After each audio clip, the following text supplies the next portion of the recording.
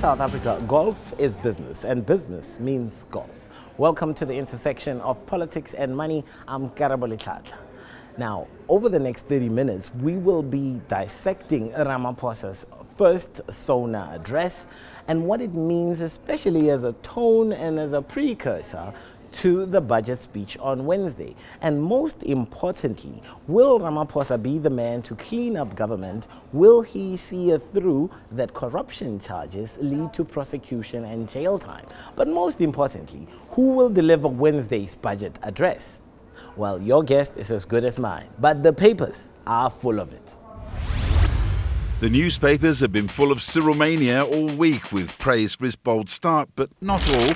The Business Day warns Ramaphosa's moment of hope is built on a fragile foundation. But the paper concedes the overall impression was that Ramaphosa intends to impose a new coherence and efficiency on government. Ramaphosa must fuse fixing broken institutions with policy, says Times Live. Radical new institutional innovations that mobilise new investment flows involving creative partnerships between public, private and non-profit sector organisations will be required. What a mouthful. Are you taking notes, Honourable President? News 24 compares Ramaphosa's note-taking to that of his predecessor. Ramaphosa's notes are rendered in what seems from the press gallery to be a slick, cursive hand. Zuma used to print and had the habit of repeating the letters of some words several times over each other, creating a bold effect on some words. In the United States, they were writing about Ramaphosa too. A leader in the Pittsburgh Post-Gazette has advice for him. He will have to avoid the temptations that many leaders in the world have not avoided. First, to seek to increase his own wealth by the way of the presidency, and second, to try to stay in office for the rest of his life. So says the leader. We all thought so in Africa too. And finally, Eyewitness News reports that journalists were asking the question of the big man, "Why'd you go for a walk every morning?" Hashtag, "The tummy must fall," was his reply. Forget about the tummy, Cyril must fall, according to Economic Freedom Fighters National Chairman, Dalian Porful. Actually, it's going to be much easier. People will see this in the fullness of time. Contrary to popular belief, actually, before the ANC conference, our own preference of who should win there was Cyril Ramaphosa. Not because we like him, but because we think he's going to be an easier opponent than any other alternative. And that's going to become very clear towards the next elections. The reason for that is quite simple. Remember that we are an ideologically oriented organization, and we are against neoliberalism, capitalism, and so on. So it's much easier now that you have the pinboy or the face of capitalism and neoliberalism in Cyril Ramaphosa. So it's going to be much easier to tackle, to show society that the solutions that are supposedly driven by the market as opposed to a state-driven economy will never resolve the issues of this country. It was much more difficult to do that with a Zuma who's all over the show, who just giggles at you, who cannot really engage. So it's going to be a much easier job against Ramaphosa. Mr. Porful, you might say that, but one would be remiss not to mention that Cyril Ramaphosa has, in a sense, from the ANC, a pro-poor mandate as well. He must redistribute land without compensation. Some say that's a very left-leaning policy. Well, that's exactly the point. I mean, you can even see the guy agonizing and wriggling whenever he has to mention the expropriation of land without compensation. That's because in his heart of hearts, he doesn't believe it. It was forced on him by the ANC conference. So he's not going to implement those. That's why he emphasizes all the qualifications subject to food security, subject to this, subject to that. And now they've come with a new one which says it's expropriation of land without compensation can be done within the current constitutional framework, which is absolute nonsense. Mining is one of the biggest contributors to South Africa's GDP, and this week it was a political hot potato. Monday was supposed to represent the start to the High Court review application of the Mining Charter 3. Mining Charter is the document that guides black ownership of the mining sector in South Africa. Emotions were high, And Aviwa Mtila was there to record them all for us.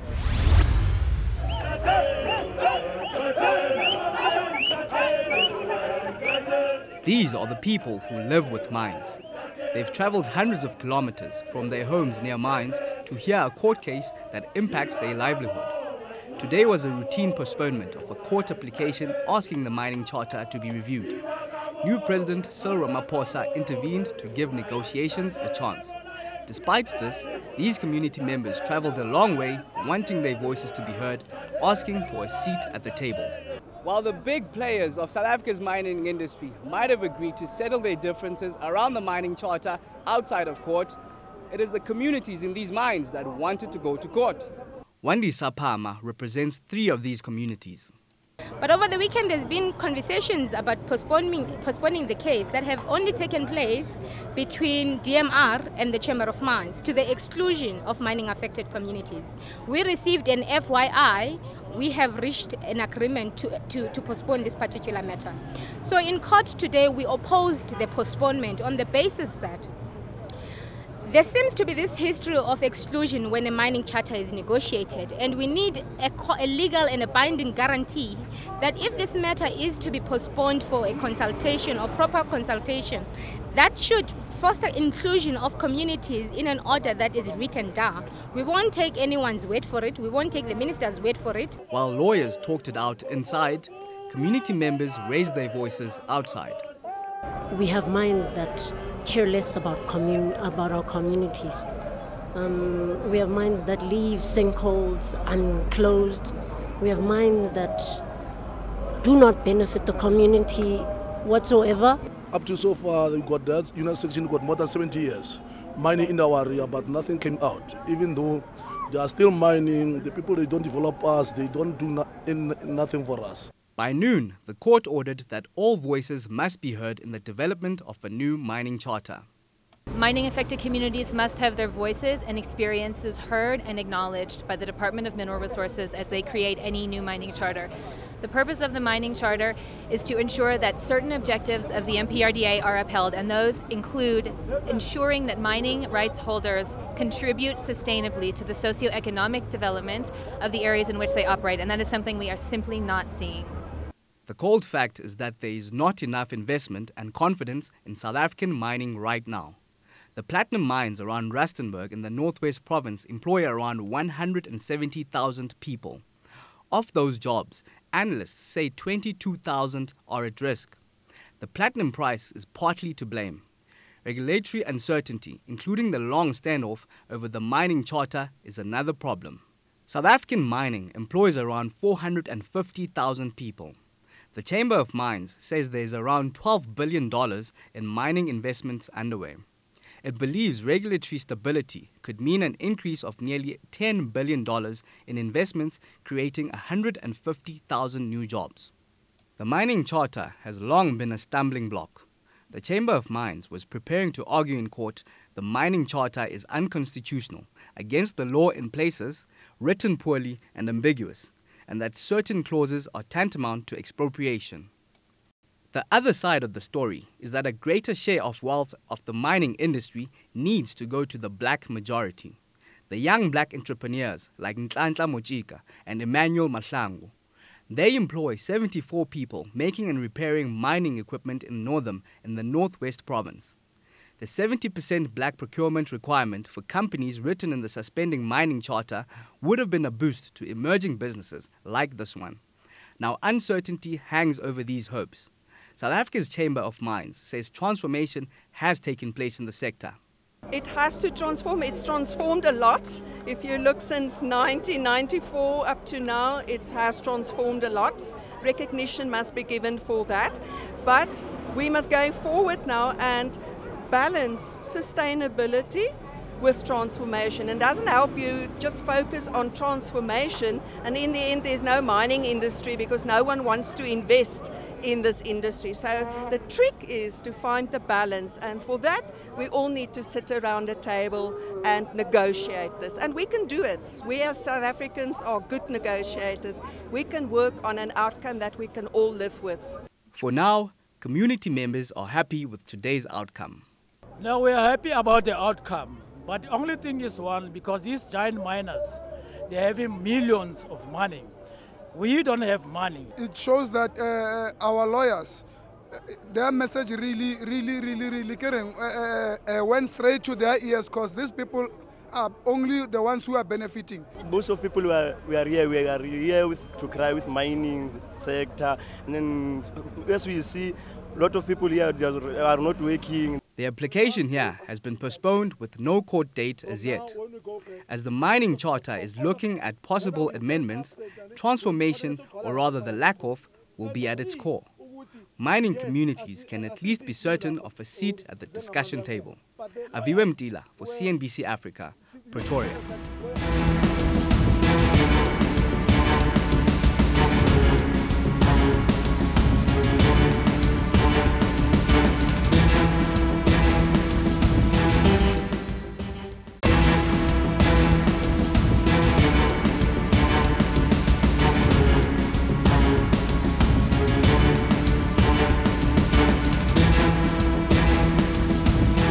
Welcome back to Political Capital, the intersection of money and politics.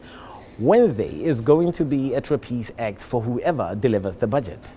He has to sell the idea that VAT has to increase, that personal income tax for you and I will also have to increase, and that company tax will possibly increase as well by 2%.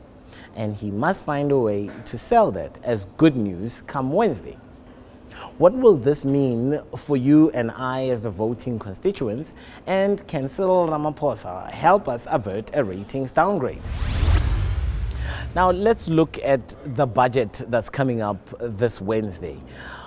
Who do you believe should be presenting that budget? Is Malusi Gigaba the right man for that budget? Well, Mr. Gigaba was never a candidate for the Minister of Finance. We all know that he was parachuted into the position.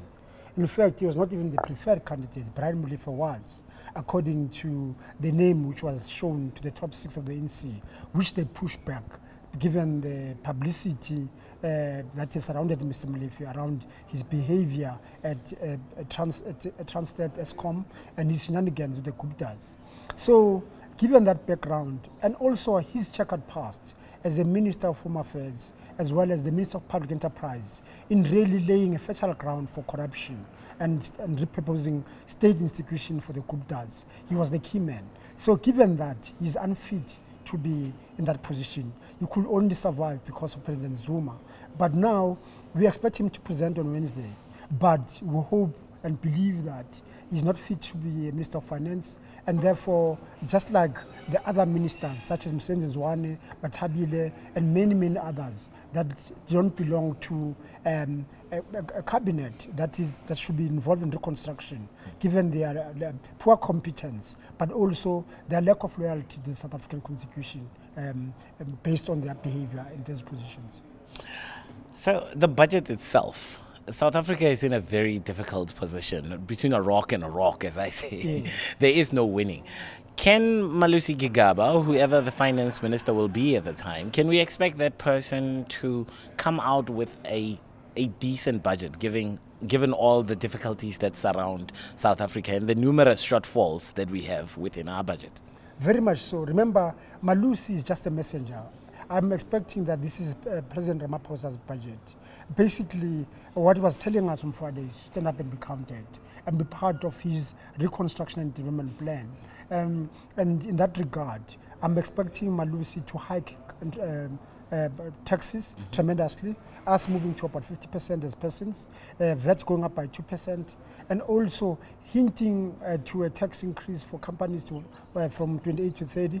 But more importantly, discussing a way of how, in our engagement, as the President has promised, through the Economic Advisory Council, how do we start talking about our infrastructure investment and how we can use pension fund money through prescribed assets to do that. So that's the way I'm thinking that he will send. So it won't be his views, it will more be what we expect the President, who's calling for inclusiveness, who cares about the poor in the country, would like to see happening.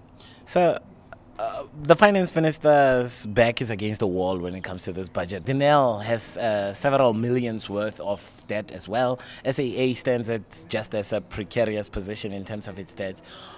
And on top of that, we want to fund fee-free higher education for first-year students or families coming from combined annual income of less than 350,000.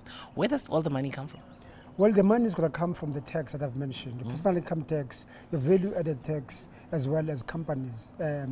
But more importantly also, an austerity plan that the President has hinted in his State of the Nation address, where we're going to be shrinking a number of government ministries. For example, THI and economic development being merged together, and water and sanitation being merged with environment and forestry. So it's all those cost-saving measures. But more importantly, government is going to have to go to the table to unions and tell the unions that, look, we cannot afford double-digit increases. So the best we can do is inflation, nothing less, nothing more. And if that happens, I think we'll reduce quite a lot.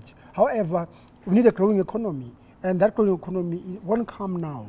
That growing economy will be informed by the extent to which President Ramaphosa brings in clean people who are not been involved in state capture and who are not interested in themselves but are coming forward to serve our people.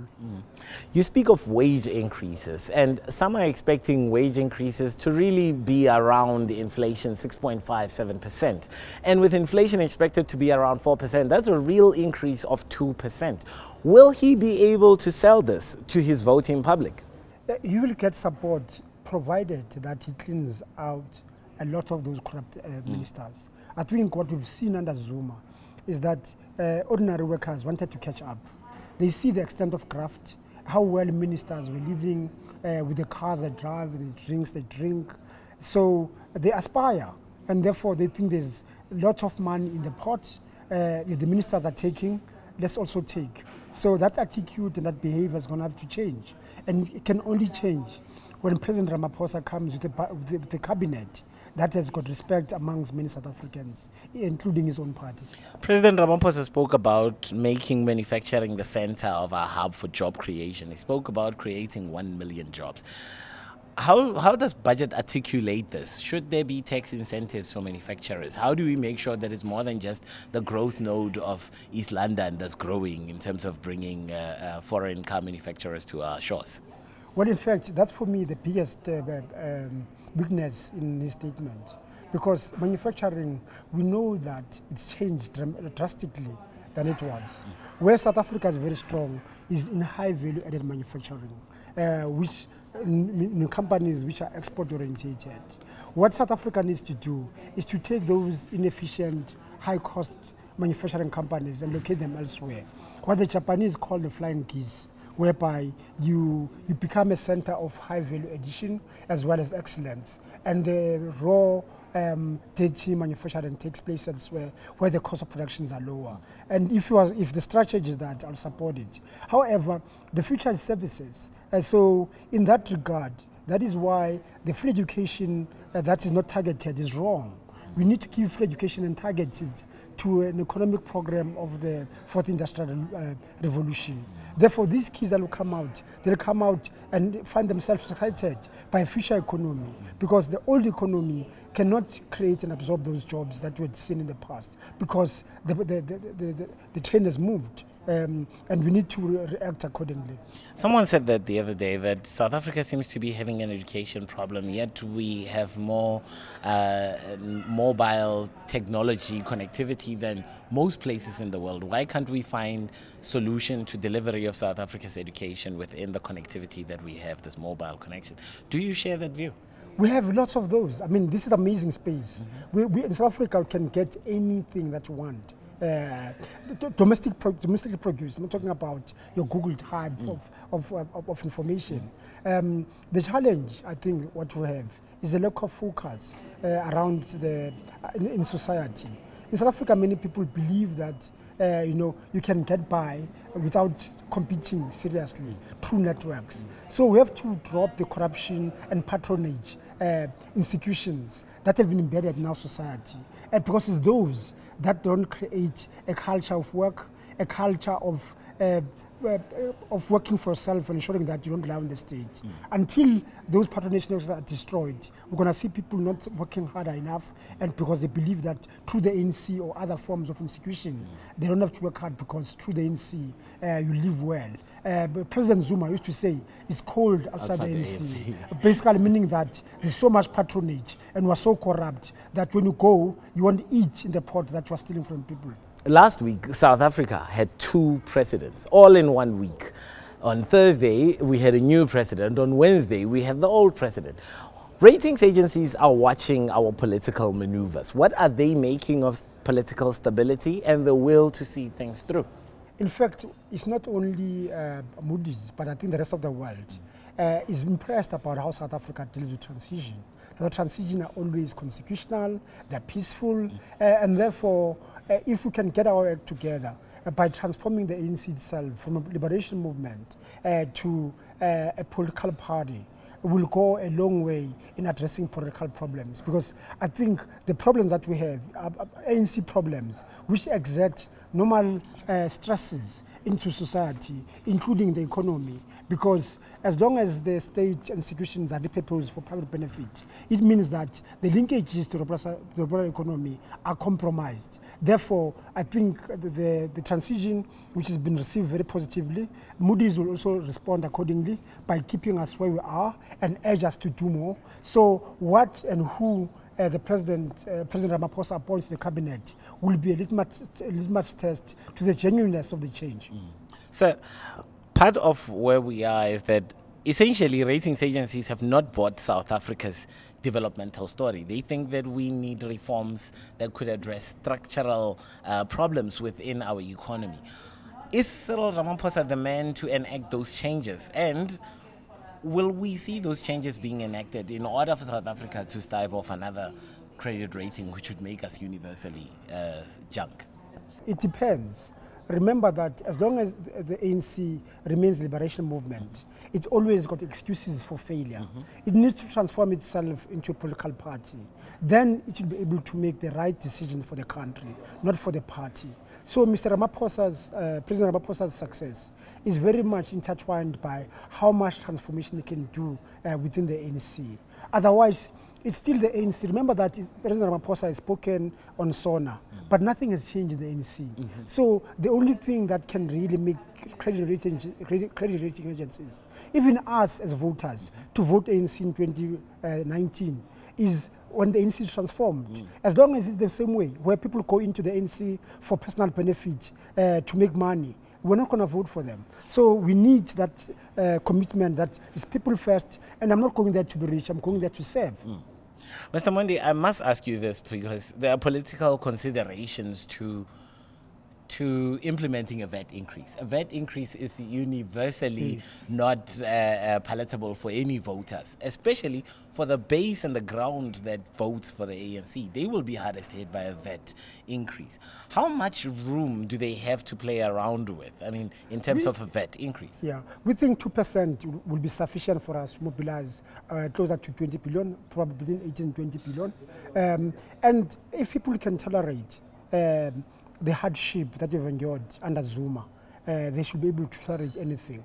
So to an extent that our growth has been postponed, we lost about 10 years under Zuma. So therefore, for us to take pain, because this pain is really to enable us to get the resources that we require. And going forward, if the economy can grow at 3%, we'll be able to look at ways of reducing the burden. So we're being called upon. When President Ramaphosa said on Friday that Tumamina, I'm expecting that every South African is going to listen to the clarion call and make the sacrifices that are required, including a VAT increase and a personal tax increase. Do you think that we can surely move forward without having a conversation about the need to at least increase private ownership of the state-owned institutions? Definitely, we have to privatize. So the path privatization requires us to split Eskom into 3. Into generation, in generation we already have got independent power producers, so we can bring more into the generation space and then give the transmission line to NERSA, because NERSA as a landlord will charge rent for anyone who generates and wants access to service the market. And lastly, distribution. Historically, we're about 7 regional distributors in South Africa because the apartheid regime wanted to have a national grid. We don't need a national grid anymore. We can find those local solutions. Therefore, we must look at how we can unwind the distribution from ESCOM into those 7 regional distribution centers. And in that regard, they need to then look after their own infrastructure by working with the communities that they're serving as to how they're going to tax those communities to ensure that they can be able to maintain those transformers that blow up from time to time. Thank you very much for being with us this evening. That's where we leave it. We are again back on your screens on Thursday with a pre and review of the budget.